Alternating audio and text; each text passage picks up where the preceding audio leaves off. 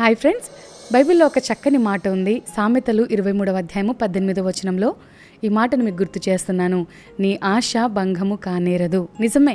ఈ రోజున దేవుని మీద నువ్వు ఆశ పెట్టుకున్నప్పుడు నీ ఆశను ఎన్నటికీ కూడా ప్రభువు వమ్ము చేయడు. బైబిల్లో కూడా దావీదు తన ఆశను ప్రభువుతో చెప్పాడు. ప్రభా, ఎక్కలేని ఎత్తైన కొండకు నన్ను ఎక్కించమని అడిగినప్పుడు తన ఆశను, తన కోరికను ప్రభుతో చెప్పుకున్నప్పుడు ప్రభు ఆయన కోరికను నెరవేర్చాడు. కాబట్టి ఈ రోజున నీకున్న కోరికలు చాలా గొప్పవిగా ఉండొచ్చు. అవి నెరవేరకుండానే నువ్వు చాలా డిసప్పాయింట్మెంట్లోకి వెళ్ళిపోతున్నావేమో. ఏంటి, నేను అనుకున్నది నేను సాధించలేకపోతున్నాను, నా ఆశను నేను నెరవేర్చలేకపోతున్నానన్న చింత నీలో ఉండొచ్చు. అయితే ఈ మాట నీ కొరకే.